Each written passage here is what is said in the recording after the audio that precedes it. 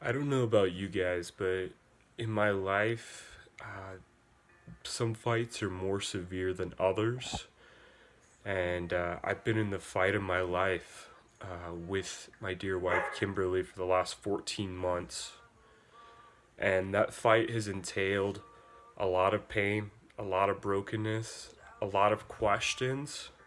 And as I have in the background here, uh, a great song by a guy named Matt Hammett, All of Me. And this is the song he wrote as he wrestled. His son was born with a really uh, broken heart condition, and he was wrestling through the questions: how can I give myself to be broken in pain to my son that may not make it?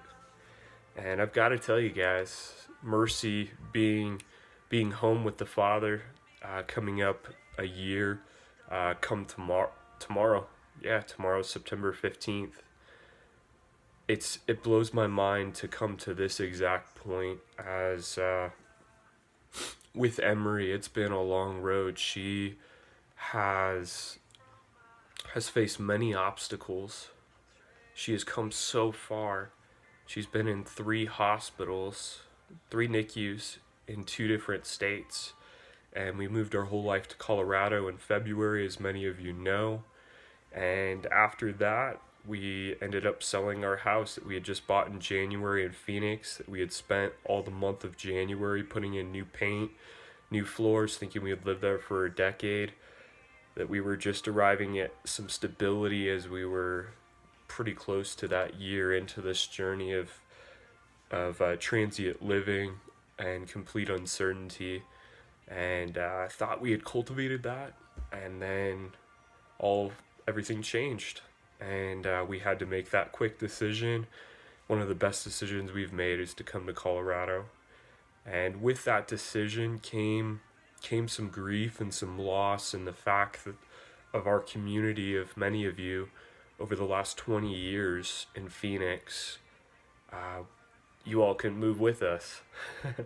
So we started from scratch, and that community, many of you have been that huge portion of encouragement, support, and love through this journey. So that was a new factor that really changed things radically. So not only leaving a house we just bought, leaving our family, friends, and community of 20 plus years, and then me leaving my job with all my friends and coworkers there in Phoenix. I'd established a lot of relationships. I'd been there for about 8 months or so, started May of 2017 there, and we moved. I came up here in February on a temporary assignment, thinking it would only be a few months, and ended up landing a transfer to the Springs. So thankful for that. Thankful for the opportunity to be here.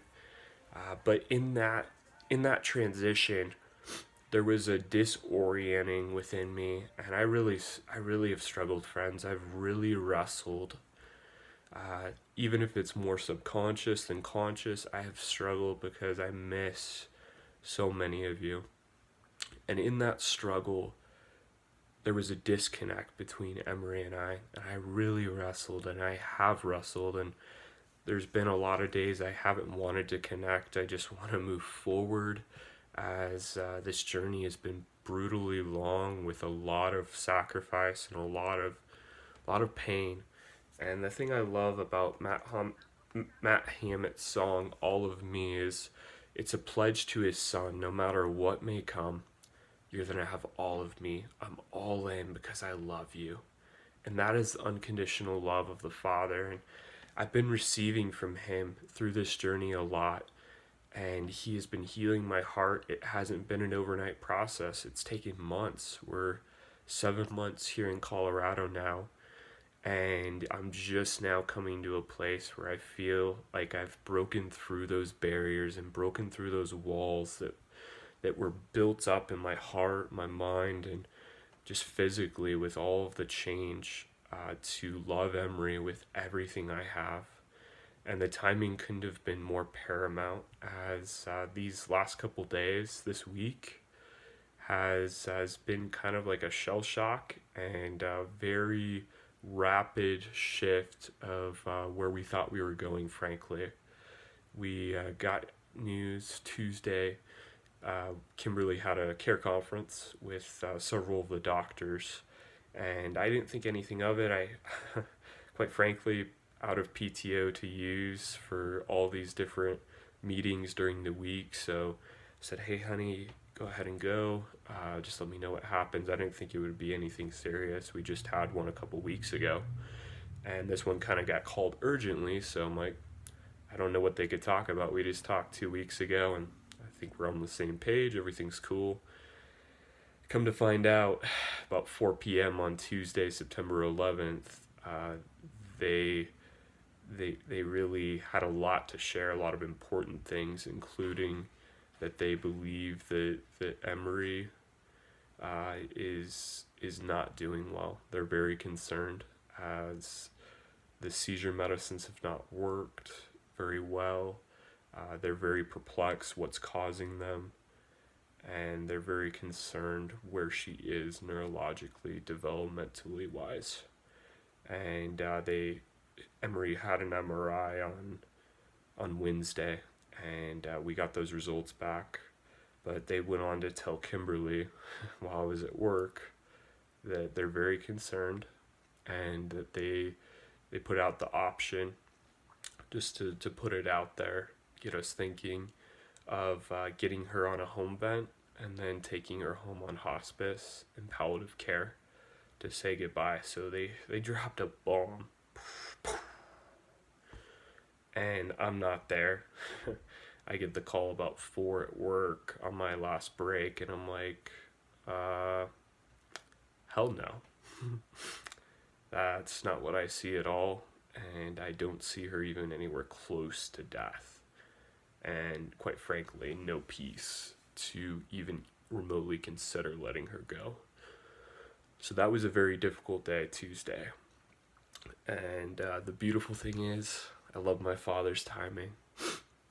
Stan Sisson, the closest man in my life, my best man, one of my best friends, men-wise. Obviously, my wife, Kimberly, is my best friend, but my best friend, best man, Stan, flew in that night exactly. So I worked through this, run home early from work to be with Kimberly in this devastating news, and I get to be with her, and then I shoot off to the airport in Denver to pick up Stan. And we got to sit together, and he really helped renew my perspective of where the doctors are coming from, the stress they're under, and coming at it with a place of compassion instead of anger, or causing a scene out of anger that never is profitable. Just like I received from my father a couple weeks ago, every man must be quick to listen, slow to speak, and slow to become angry, for the anger of man does not accomplish the righteousness of God. So thankfully he came in. We got to visit Emery, and Kim got to spend time with a good friend, just processing things. And I was preparing. I wanted to meet with the doctor personally, as that wasn't cool. The timing of Mercy's 1 year heaven date of passing into eternity is this week. So to get this news on top of an already week of processing and remembrance, and just a big anniversary, was devastating. It was really hard.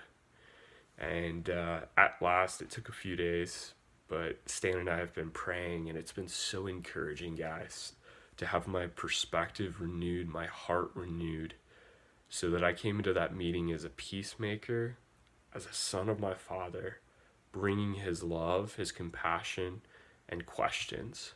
I was curious, and we sat down with the doctor yesterday, and I just asked questions, because I understand something, that what I receive from another after it's been communicated can get skewed by different factors. So I want to give him the benefit of the doubt and ask questions, and learned where he was coming from, what he was seeing, and after that just expressed how hurtful it was, the timing, the fact that I wasn't present, didn't even receive a phone call.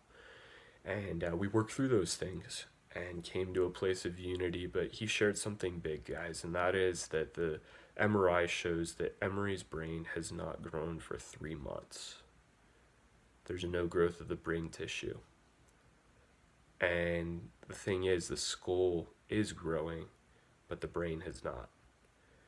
And this is not good because the brain is an organ, and if it's not growing, development is being stunted. It really is. And what we've seen in her developmentally wise, she's 14 months, September 19th, and she's about all she's doing putting her hand in her mouth and not really much more as far as her development. And they express we're very concerned neurologically what this is going to look like and how she's going to do. The doctor very plainly said he doesn't believe that she will ever walk, crawl, talk, or much more than what she's doing right now the rest of her life. And I get to ask a lot of questions because I don't take news at face value, especially in medicine, friends, because medicine, it's their job to paint the darkest picture. But just like he said, he shared this news and he's seen kids make a turnaround. Just like he said, he doesn't have a crystal ball. He doesn't know.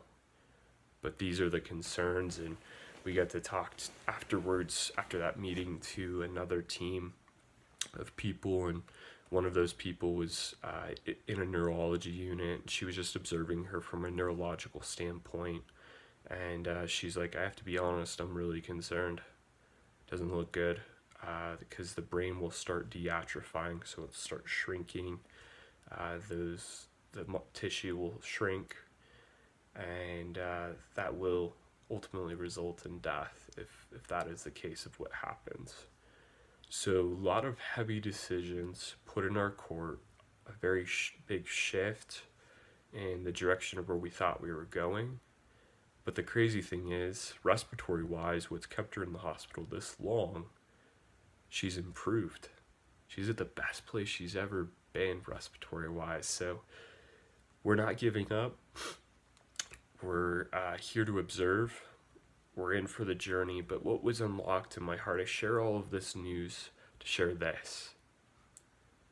In these last couple weeks, my Father has healed my heart. The Holy Spirit is the comforter, has comforted me, and he's restored me. And I've started giving 100% with Emery, to connect with her, to be present no matter what. Love is sacrifice, and just giving and loving her and meeting her and Googling over her and playing with her and being funny and being a dad. Because that has been hindered for a lot of months, friends. But my Father, at just the critical time, has come in, because he always gives me what I need as I go into these urgent moments. And my heart was alive, and it's focused on Emery, to enjoy her and love her and make the most of this time, because the reality is, friends, with this kind of news, our time could be very short. This is a sobering reality. I don't know how much time we have. She could get better. That, just like I told the doctor, I know my Father. He's the Father of them, God of the impossible.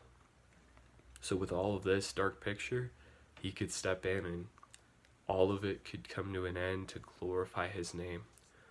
Or she could be ultimately healed and go to be with him, restored. Just like Kimberly and I shared, we don't fear death. It's this land in between, and this period of uncertainty that's hard, that we wrestle with. Like, man, those are a lot of decisions. And just like I told them, because they were asking what our goals were for our family, what we desire. And the reality is, I don't choose life and death. That's not my call. It's like I told them, if she is in a place where she's not really there a whole lot, I don't choose to pull the plug because she's on that matter. There's a lot of things here. but I believe firmly she's going to show us what she wants. Her body's going to start showing us, so we're going to be in for the ride, just observing and seeing where what she's gonna show us. So I wanted to share this update and share my Father has given me just what I need for these critical moments. And the reality is, friends, we don't know how many days we have with one another. It's so important to treasure the moments, just as I did with Stan. It was so refreshing as father and son, as a bond that we share that transcends this world. It was refreshing. We just did Seven Falls, beautiful hike. It was so refreshing. But every day is a gift. There's no guarantees for Kim, for myself, for Emery, for you, or any of your family or friends. Reality is, life could be over today. And it's so important that we see life clearly through the lens of the gift that it is, and how brief it really is. It can be over in a matter of seconds. As my life proclaims, 7 years ago with the car wreck, God delivered me from death.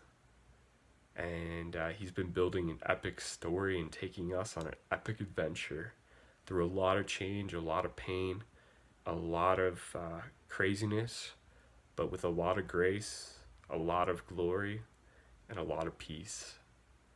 Because he is with us. That's what changes everything. The Lord is my shepherd. I will fear no evil, for you are with me. He is faithful. He is good. And he is in control in the midst of the chaos. And it says, before one day came to be in Psalm 139, he established the number of days we would have before one came to be. Emery has been doing amazing things in all of our hearts. She is brave, she is courageous, she is powerful, as her name literally means. And I'm going to treasure every moment. We never know when our last breath will be, friends, so let's take it for the gift it truly is, and live with radical intentionality, loving one another with all of our hearts. Let's give all of us to loving one another sacrificially, because love is sacrifice. And you can't give what you haven't received. So if you haven't received the love of the Father, you can't love anyone purely, fully, and with no boundaries. So I challenge you. You can't give what you have not received. Have you received the love of the Father? Have you received his goodness? He brings the light of life. And his love is the love that we all crave. No human being can satisfy it, but in order to give to another the way we were created to, we have to receive it from him first. As I receive it, I've received healing, and I'm all in. Are you all in with your family, friends, and those around you?